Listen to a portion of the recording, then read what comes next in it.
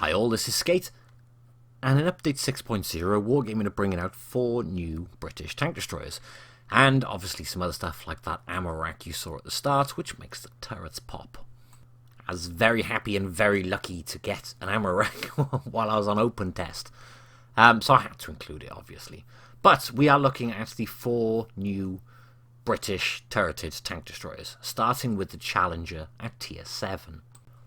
As a Brit, and someone who loves my British tank destroyers, you'd think I'd be a bit biased towards these new tanks coming. I'm very excited for them, but the Challenger is just a little bit naff.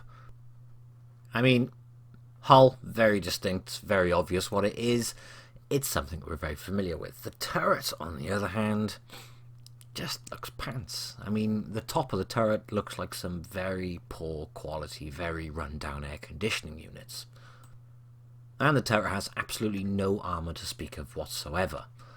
In terms of the gun first though, you have 250 damage per shot with 220mm of penetration, which isn't too bad. But with its rate of fire of 8.4, this is all equipped by the way, you will be looking at just shy of 2,200 damage per minute with the top gun. It's not great for tier 7, in fact that's quite poor. Yes, it does have a turret, and it does have 10 degrees of gun depression, which is nice. But I don't think it's going to make up for that lack of DPM. Especially when there are masses of tank reaching near 3,000 damage per minute at tier 7. And over even. Don't have any gameplay on that tank by the way, because I couldn't get into a game on test server, so we're going to move straight to the Charioteer, which is a big up on the Challenger. For starters, it looks brilliant. The turret looks a lot nicer. Those cheeks look like they could bounce something, but they absolutely won't. Not with 30mm of frontal armour, and 25 on the sides, and 30 on the rear. In other words, you're going to get penetrated non-stop in these tanks. The saving grace in this is the tier 10 105mm, which is effectively the same as an L7 on a Centurion. 3,300 damage per minute. That's with the standard APCR, and that is whacking out 245mm of penetration. But this thing's got hash, which means 210mm of penetration, 440 alpha a shot. So to clarify, at tier 8, with 210mm of penetration and 440 a shot, this thing packs out 4,125 damage per minute. I am really looking forward to this one. That thing is going to be fantastic. It has very low hit points by the way, and it has no armor. It has 1,100 hit points. But that gun is just going to sing. So put this thing on a ridge at range where its accuracy just is phenomenal. And it has that damage per minute.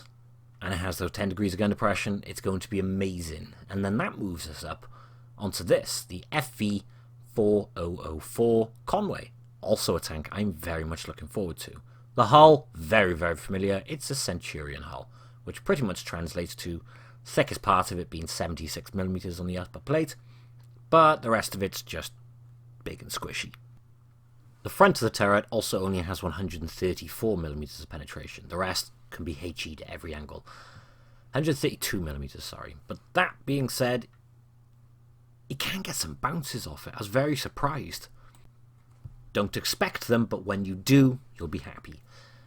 Top gun on this is a 5.5-inch anti-tank gun, and the stock gun is a 120mm, effectively the same as what you get on a Conqueror, except better. In fact, I really like the stock gun on this. In fact, both guns are great, but I can see myself running around with the stock gun. Top gun, just while we're on topic, 260mm of penetration, 600 alpha. It's also got hash with 200mm of penetration and 670 alpha. In other words, the AP will give you 2,882 damage per minute. If you're using hash, that's bumped up to 3,218. But with that caliber gun and 200mm of hash, even if you don't pen, you're still going to do some pretty nasty damage figures. I want to show you the stock gun as well, because it is a 120mm anti-tank. Like I said, it's virtually the same as what you get on the Conqueror, except it's very good. Well, the Conch gun is just beautiful anyway, but this thing, you've got 1 less millimeter of penetration, 259 on your standard AP. Your APCR has 326, and you also have HESH again with 120mm. This is packing 400 alpha shots, and your HESH 515 alpha shots. In perspective, what this pretty much means is with the stock gun, you've got amazing accuracy, and you've got 3,500 plus damage per minute. Although the HESH with 120mm on this is very situational, when you do use it, it'll give you 4,400 plus damage per minute. Now you imagine using that against, say, a Waffle, a Leo, a Grill with your adrenaline on. It's just going to decimate. Best thing I can say is when you get to this tank, get your engine in your tracks, and then worry about the gun afterwards. Like I said, though, I can see me sitting and sticking through with the stock gun. It's been a lot of fun with that. Last one to scope out in the garage quickly, the FV4005. It's the tea time tank. I should be slightly offended, but I think it's brilliant. That is the first attachment which I've looked at, which has really tickled me and made me want. I like the Eagle, by the way, but I think it's a little over the top. The tea time tank, though, that's sticking. In fact, I love it. It'll be the first attachment I've ever bought. I'm pretty sure of it. So yeah, Mr. Tea Time Tank. It has no armor whatsoever. It has literally no armor whatsoever. But the Blitz team have given this thing a clip. They knew there'd be uproar if they brought in another 183, so they're trying something different. I actually got to give credit. I was a bit, I can't see it working, but it kind of does. Quite well, actually. 3 shells in the magazine, 280mm penetration, and 460 alpha per shot. Your intra clip is 3 seconds at the moment, but we'll cover that in a little bit more detail in a second. And you have a 19-second reload, basically, which giving you around 3,000, or just shy of 3,300 damage per minute when you're fully equipped up. That's very impressive for a tank with a clip. It's got very good accuracy for an autoloader. It's got 10 degrees of gun depression as well. The only thing which lets this tank down so much is 14mm of frontal armour, 14mm of side armour, and 14mm of rear armour. Anyone who shoots in the right place with HE is just going to splash it to death.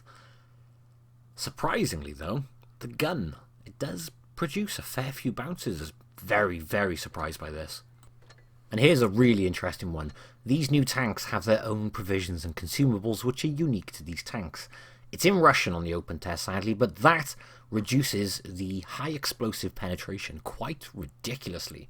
Doesn't give me the percentage on the test server, but I have an example. I'll show that example in the clip shortly, but I was in a Conway, he was in an FV4005, and he was running that bit of provision. I hit him with a penetrating HE shell, and that HE shell did less damage than my AP shell did. But before we do that, I just want to show you the new consumables. This one is unique to the FV4005. It's basically an intraclip adrenaline shot. It reduces the intraclip reload by 30%. In other words, your 3 seconds goes down to 2.1 seconds. And then the next one, again, apologies, it's in Russian on the open test. This, for 15 seconds, reduces your accuracy and your aim time by 40%. At long range, that thing is absolutely devastating. And then the last one is basically the Mad Games equivalent of the engine boost. I'm serious, this thing. Okay, what that's basically saying to you in Russian is 60% plus engine power.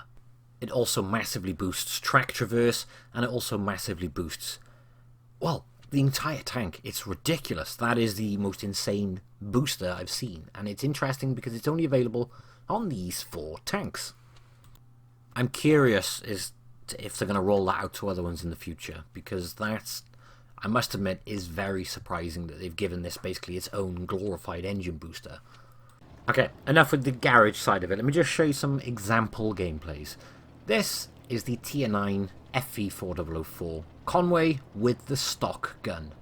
And like I said earlier, I think the stock gun on this is fantastic. You've got brilliant damage per minute, and when you're using this HESH, especially when you're up against something like this, it just melts them.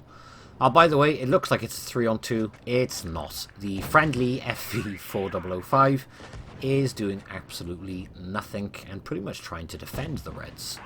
But it is the test server, and you'd be surprised how often you see stuff like that. Okay. This tank. Like I said, with the stock gun, it's just brilliant. It's got much better accuracy than the top gun. It's got much better reload, better accuracy, and oh no, you're losing 1mm of penetration on your standard. I actually think this is the gun to choose. I could be wrong when it comes out, but from all the figures, I would be very, very happy to run this tank with this gun. And as you saw from the quick clip earlier, we're about to see what the new ammo racks look like. And they look pretty cool.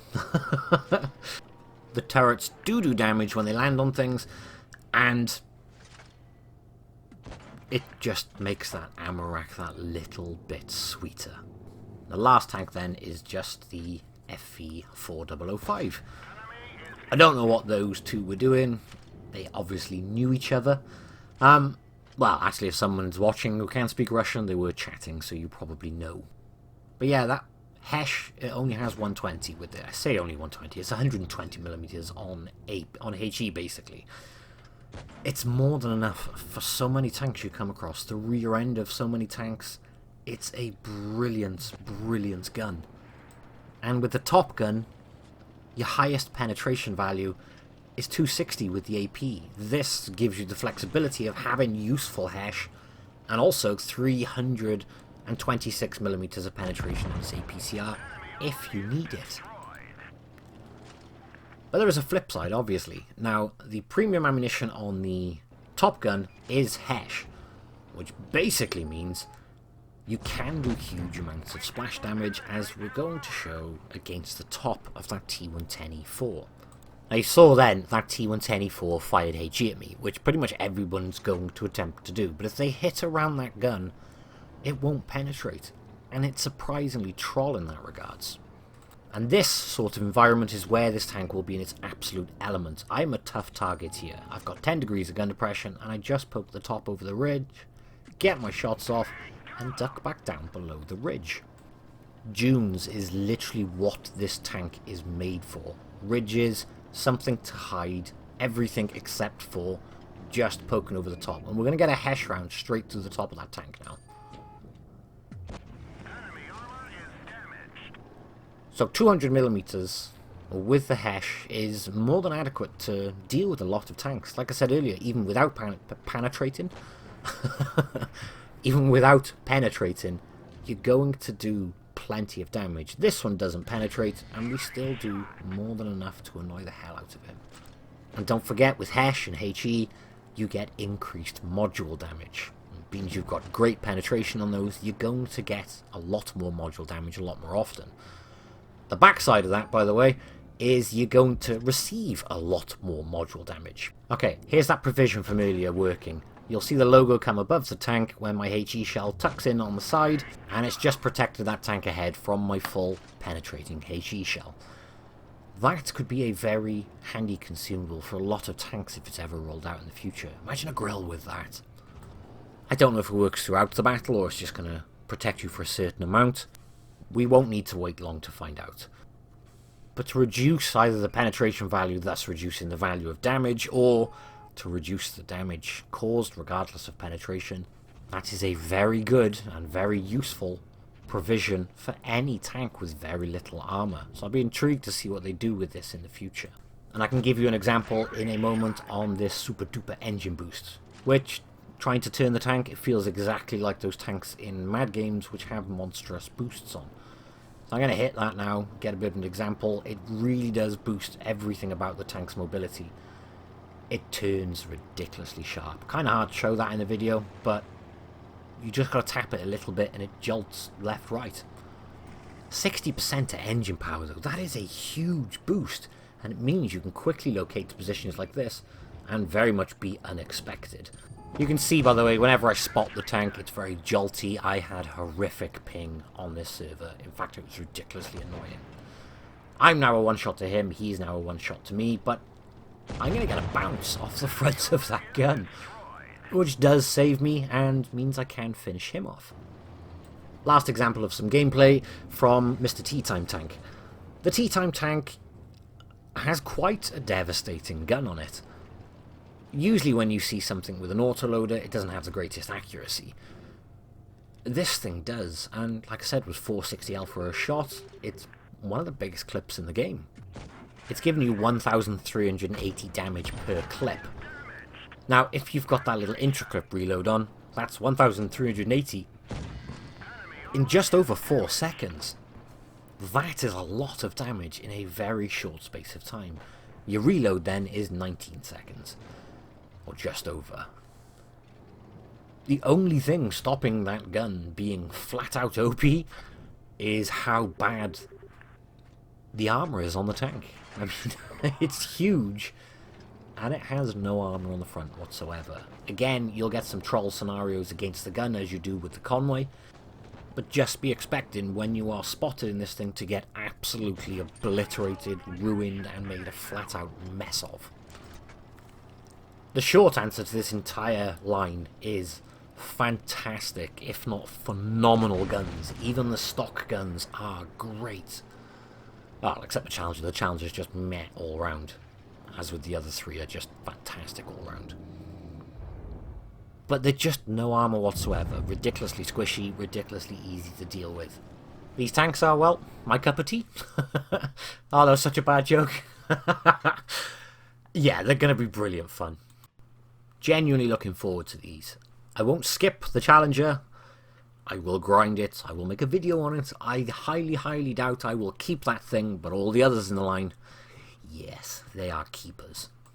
Thank you all for watching this preview. I hope you have enjoyed it, and I will catch you in the next one, which, believe it or not, is tomorrow. Bye-bye.